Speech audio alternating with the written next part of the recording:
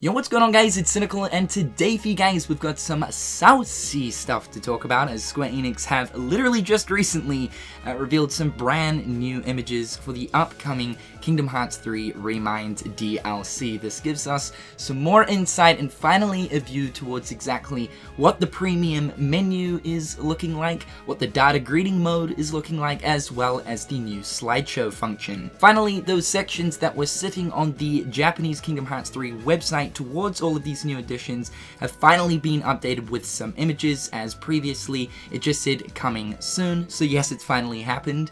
But before we get into that side of things, let's talk about two other images that were also shortly dropped before all that happened, and that is a look at a brand new form that will be available to use in what we believe is the free update, as it looks like this form is of course tied to both the Oath Keeper and Oblivion, and that is simply known as Double Form, a form that allows you to, yes, we're going back to dual wielding, baby, dual wield both the Oath Keeper and Oblivion Keyblade. As I said, the form is known as Double Form, and look at that absolutely sexy command menu right there, having both the wings of the Oblivion as well as the Oath Keeper, light meeting darkness. And literally just seeing Sora wield to two Keyblades again is an absolute marvelous sight to be staring at. So let's talk about this form first and foremostly. Yes, it is a form that allows us to dual wield both the Oath Keeper and Oblivion. The big question right now is, how exactly is this form going to work? Now, all of this information actually ended up dropping while me and the Keykeepers are finally doing a return stream,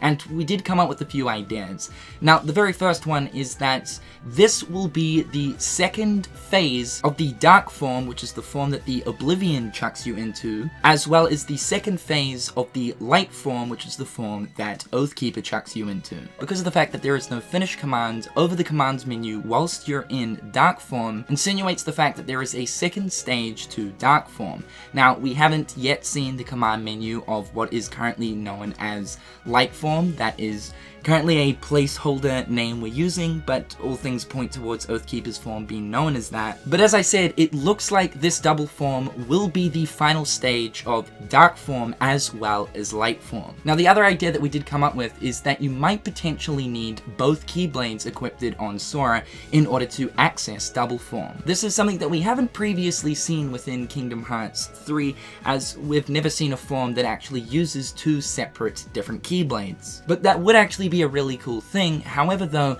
this leaves the question of, alright then, if that's what happens if you activate the second stage of both Light Form and Dark Form, and you need both Keyblades, then what exactly is the second form of both Dark Form and Light Form without actually having both Keyblades? Personally, I do believe that you probably won't need both Keyblades equipped, and that this is just simply the second phase of both forms. The color of the form is white and black, which obviously makes a lot of sense, as Dark Form is a black-based outfit and Light Form is a, well, white-based outfit. So it melds the two sort of color designs together, which is nice. And it looks like the emblem that is represented on the detailing of this outfit is a heart with the crown over it. Or at least in this screenshot right here, we can actually see a better view of the heart on the back of Sora's hoodie. So yes, let's also talk about the screenshot right here. Sora is currently versing the data version of young Master Xehanort, and we can clearly see that Sora is performing an insane looking attack with holding both the Oblivion and Oathkeeper side by side, sending out a bunch of what looks to be like earthreal spears of some sort, just like a crazy looking attack that crosses paths and annihilates whatever you're attacking. We can see that these consist of white based abilities as well as darkness based abilities, which is obviously the perfect meld of both the Oath Keeper and Oblivion. This attack, however though, is heavily reminiscent of the attack that you see in Kingdom Hearts 2 Final Mix during the Roxas fight, where Sora actually gets both the Oath Keeper and Oblivion floating behind him, and if you perform a combo whilst you have these earthreal versions of the Keyblades floating behind you, a very similar looking attack to this attack that's going on in the screenshot happens. So personally, what I believe this is right here is a combo finisher. This is the attack that Sora will perform at the very end of the combo whilst in Double Form. So that right there is currently all we know about Double Form, but can I say that this was something that I was sort of expecting? No, not really. We're literally going back to a dual wielding form, which is absolutely amazing and makes a lot of sense for both the Oath Keeper and Oblivion. It looks like one incredible form to use. The other really cool thing that was announced along with these images today by the official Kingdom Hearts Twitter account is that the update that will be obviously introducing both the Oath Keeper and Oblivion will be rolling out shortly before the release of the DLC. Even though, yes, we did a video not too long ago talking about an interview with Tetsuya Nomura where he mentioned that the update will release simultaneous with the Remind DLC. That's actually not the case right here. It will be rolling out sometime soon, possibly tomorrow or the day after. That means that we're actually going to be able to experience double form as well as the Oath Keeper and Oblivion before the release of Remind. Now let's flick on over to the previews that Square released for Premium Menu, Data Greeting Mode, as well as Slideshow Mode. First up, let's start off with Premium Menu, which is going to be a brand new addition to the game that will be a part of the purchasable DLC,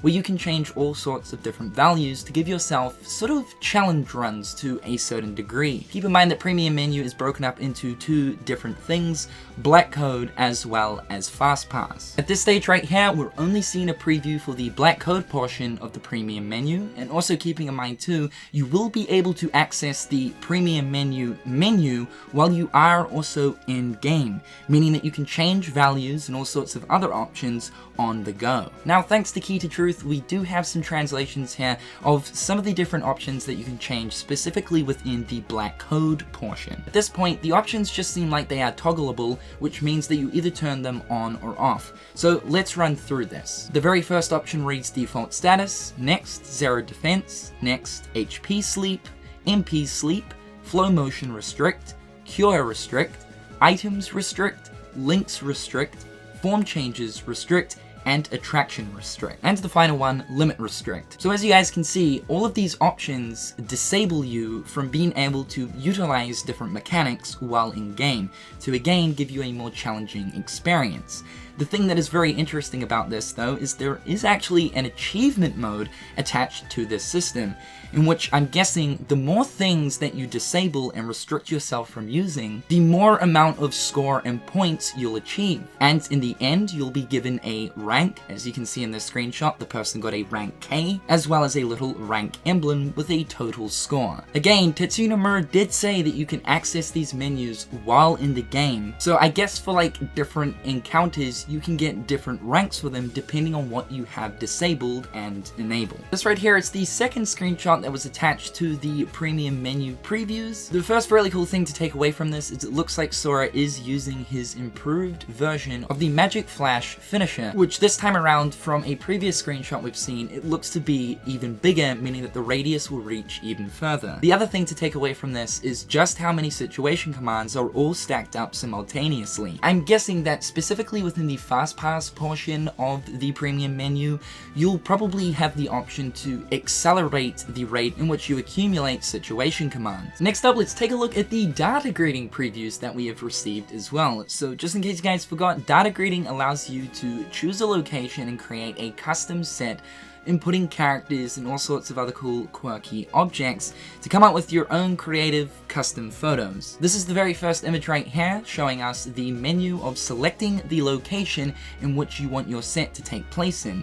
You guys can see that the preview shows us that they are currently hovering over Destiny Island, and you will see that there are 4 different Destiny Island sets to actually pick from. One that is on the main beach at day, a second on the main beach during sunset. We have another one here of the island that is connected by the bridge at day, and then another one again with the sunset. Keep in mind there will be more locations than obviously just Destiny Islands. It also seems like on the same page as well, you select what character you want to input into the scene, and yes, you can put in multiple different characters.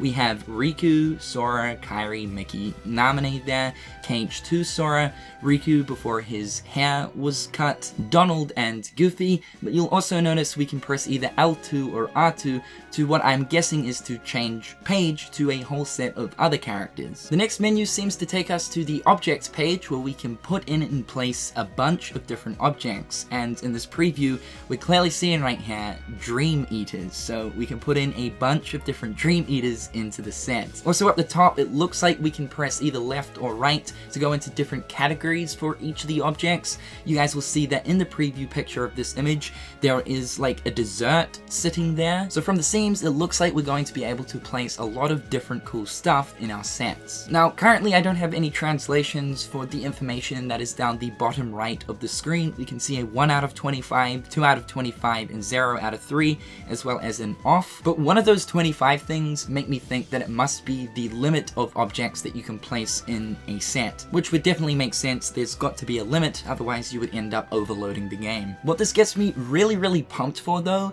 is, although we probably won't be able to actually play in these sets, like control a character and jump around, because I'm thinking for the likes of Destiny Islands, it's not playable in Kingdom Hearts 3 at all. No doubt we will be able to move a free camera around the place to see parts of these locations that we previously didn't get to see throughout the game itself, specifically in the locations that were just simply cutscenes. Though I think it will be quite restricted in the sense of exactly where you can sort of take the camera, as obviously we see that there are 2 different Destiny Island sets right here in the menu, even though both of these sets take place in the exact same area. So yeah, there probably will be like invisible walls and stuff to a certain degree, and that the camera that you can move around to obviously place objects and characters in the environment will probably be quite restricted in the sense of being able to explore these sets. Next, let's take a look at the 2 previews we have right here for the slideshow function. Now the cool thing about these photos is it gives us a really cool idea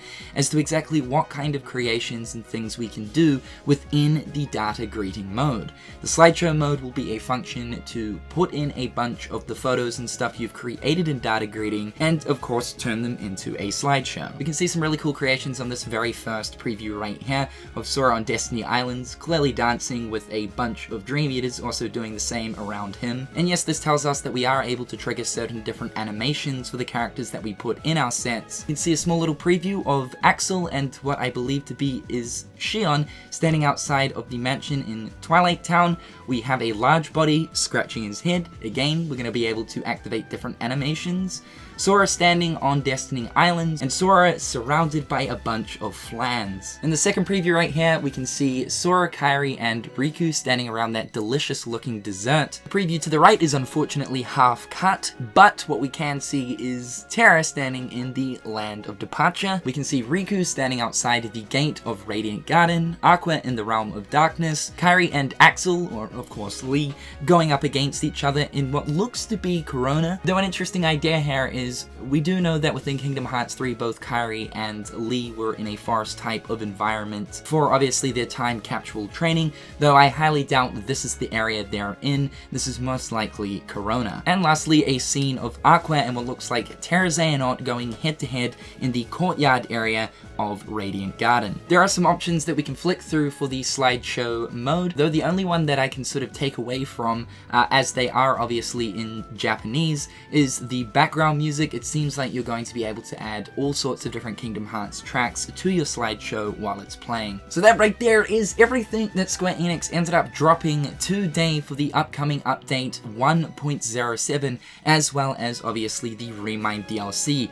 Keeping in mind that the premium menu, data greeting mode, as well as slideshow mode will be a part of the Remind DLC, meaning that you will have to purchase it, but for the likes of Double Form, as well as Oblivion and Oath Keeper and the new abilities, those will be a part of the free update, meaning no purchase. The very final thing that I wanted to also talk about and bring up is the brand new Kingdom Hearts 3 Remind artwork that will no doubt be placed on the Remind sub-menu for the menu's title art. It shows the traditional artwork of Sora holding the Palpu, but this time Kairi is standing right next to him with her Palpu. This is very appropriate for obviously what is going to happen in Remind, with of course Sora going ahead and saving Kairi. However guys, that is basically everything that I wanted to talk about. Thank you guys so much for tuning on in today. Let me know what aspect of all of the new stuff that dropped you're most excited about. I would love to know. With all that being said guys, I'm Cynical, hope you're having a fantastic day, and until next time guys, I'll catch you later. Peace. Hit them on the page, you'll be coming through stain.